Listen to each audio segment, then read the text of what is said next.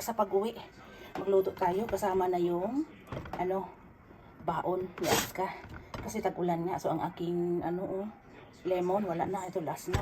Ang aking pechay, kutsuma ba ito tawag nito? Ang aking kabucha, ang aking kalabasa, tapos ang aking pinitas na tawag nito, okra. O diba, ang liit pisot. Tapos piman, andun yung broccoli ko buo pa. O diba? So magawa tayo ng skimuno. Parang yayasay lang siya na napapakita ko sa inyo kung anong gagawin. So kailangan natin ng cooking sheets. Ayan siya. Kailangan natin ng cooking sheet, guys. Para kasi lang natin siya. Tapos ito aborage. Ito aborage. Tapos ako na chicken steak lang. Kusyo lang yung nilagay ko dito. Tapos ito ibalot ko to. Na to siya, idurog na siya. So ibalot ko na siya sa okra. Sayang naman kung itapon. So buhusan ko lang to siya ng and then babad ko na siya konti, lemon at saka kusyo. So let's do it for the grabe ang busy ko ngayon, grabe talaga. So magluto muna ako, guys, and then yun natin ang aking cooking olive oil, ang aking sesame seeds wala pa, mamaya na. So maglagay muna tayo ng kaya hindi ko pa na ito. Ko lang siya. Ito lang, tapos ko lang chicken steak ba. Inubo yan. Isang linggo daw na ulan. So mamaya ko na siya pitikan. May ako, may lemon, chikaw. May lemon na parang vinegar ako. Kaso ubusin ko lang tong lemon ko. Tapos may gulay pang dito. Di ba ang gaganda ng mga gulay ko. Ito pinitas ko ito at saka ito. Kaya sayang naman. So kaya gawin ko na lang siyang basta magpapakita ko sa inyo mamaya kung paano siya gawin. So okay na siya. Push lang ilalagay ko dito. Tapos saka ko na siya hiwain. So let's do it. Kasama na din yan yung ugan ni Aska. Diba? So let's prepare.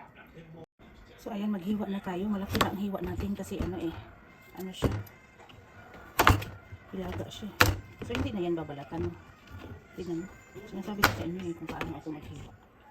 Kaya, balat lang naman to. Hindi masyado namang patulis. So ayun. Tapos yung carrots. Yung carrots natin, guys, kailangan natin balatan ng konti para siya. Ganun lang. Kaya mo lang ng alam niyo dati, hindi ako marunong sa mga dito. Gamit sa Japan kung para saan. Yung naman buhay, walang ganun, diba? Walang ganito. Ganun lang siya pagbalat. Kailangan malapit kayo sa ang paghiwa pa ganun. Kailangan yung ganun-ganunin ang paghiwa. Okay, gets na. Para siya magiging cubes. Ang dating. So naku, nahiwa ang kamay ko dyan. So okay na yan siya. Sayang naman ito, diba? Naku, nakatakot ako maghiwa ng ganito ba. So okay na yan. So let's cooking. Nalaglag ko yung isa. So dito naman tayo sa broccoli. Ito makakain to eh. Dito naman tayo sa broccoli. Ang paghiwa ng broccoli ganun siya. Alam niyo ba yun? O nasugatan. Nasugatan yan. Tama na yan. Kasi pero asan yung nasugatan kanina? Oy. Pag hindi nyo kasi na yung nasugatan, ayan. So nasugatan pala sila. Dalawa na ako. Napagod na ako. Hayaan nyo na yan. So dito tayo sa pechay. Kailangan ang hiwa ng pechay ganyan. Ganyan siya. So iba to siya eh. Ibang putahe yan. Ang lagay natin dyan is olive oil at saka katsubushi. So iba yan siya. Ayan. So ito hindi ko to siya hihiwain. Ang piman mamaya na. So ayan na siya. Kasi ito hugasan na natin to. Tapos ang aborage natin. Ang importante sa lahat, ang aborage. Ito ang pampasarap. So ito yung aborage natin. Iba naman to siya na tofu. Aborage ito siya. So kailangan natin siya. Ayan. Kailangan natin itong hiwain. Hiwain natin siya ng paano. Kunti lang ang kukunin ko dito. Kasi may gagawin ko dito. Ganun, masyadong kailangan itong gunting. Pero okay, ito na yun.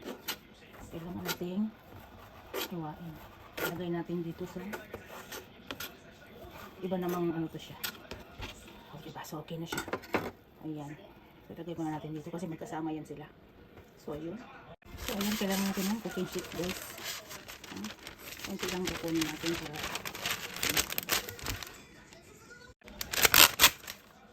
ang gagawin natin is ilalagay natin to dito. Kasi ano ko lang siya, boil ko lang. So, dahil marami siya, hatiin natin. So, 3 yung kabutsa. Yung ayun. Maliit pa lang nakuha kung ano. Maliit yung na ano to. So, okay na yun. Gawin yung ganun.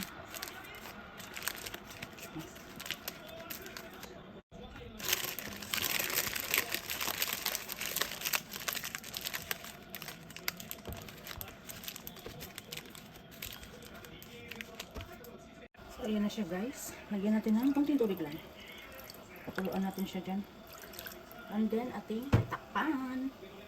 Yan, tinakpan ko na.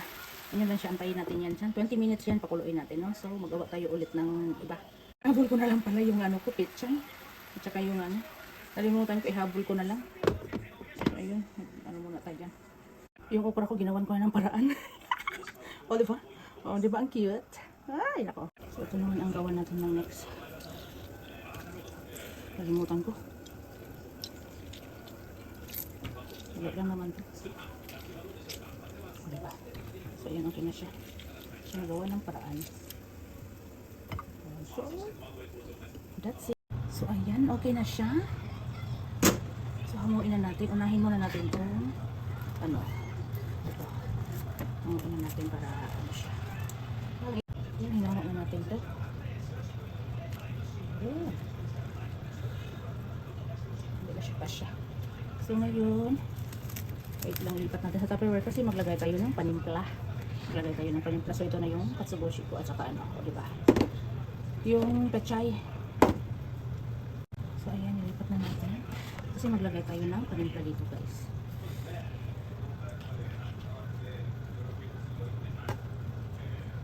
Nasunog ang yawa, oh. Na-over, nilakasan ko kasi. Wala na akong oras. So, nasunog. Dahil nasunog yung iba dyan. Hindi na yan kasali kasi ayaw nila na ang sunog. So, tira na yan. So, ang okra natin, nagawa natin ng paraan. Sauce na lang ang kulang nila. So, ngayon, ang sauce nito, alam niyo ba kung anong sauce nito, guys? Ito lang, mensuyo. Mensuyo lang siya. Ito yung sinasabi ko sa inyo na Japan RG. Na, ano, ganyan lang. Yan lang ang adi. Hindi ako naglagay sa, ano. Tapos, katsubushi. So, ayan. Katsubushi. Takpan natin. Kailangan natin takpan para siya haluin ang paganoon. So done. Ganun ang healthy na pagkain ni Dana. Na ayan. So okay na siya. So templado na yan. So hindi pa kasi mainit pa eh. So hindi ko muna takpan. Dito tayo ha. Ayan. Lagay natin ng 2 kutsara na olive oil. Suka, salt at saka pepper. Then kunting asukal. Okay? So nilagyan ko na. Hindi ko na pinakita. Basta yun na yun. Ayan na siya. Kailangan natin i-alog-alog para maalog yung okay na siya. Nasunog na siya. Isang kailan lang naman ito. Nagsampay kasi ako kaya naiwan. Sarap ng lasa. Diba? Grabe. Kulang pala ito ng olive oil. Lagyan natin sigaw. Sesame seeds. Sesame oil. So, ayan na yung chicken steak ko. Well, naglaka ako. Nandito sa kabila. So, diba? So, ang timpla na to, isinipis ko yun. Pag maluto na to, saka ko na ilagay yung ano nito, lamas dito siya, ano to siya, hindi naman dito, ano naman dito. So ayan na, yun yung chicken steak ko. So matagal pa ito maluto, guys eh, huwag nyo nang antayin ito. Ano, so yung gulay ko is ready na. Hindi ko siya pwedeng takpan kasi magbabasa ito.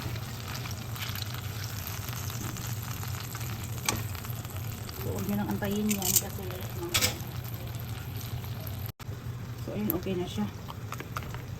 Yung pang skim mo nung nila na. Kunti lang naman ano. So, nang dahil sa sauce niya, tapos nasunog nila ko dito. Kasi maarte yan si Dana. So, fresh yan lahat. So, okay na yan. Malamig na siya. Mag-iwan lang ako nito ng kapiranggot para sa baon niya.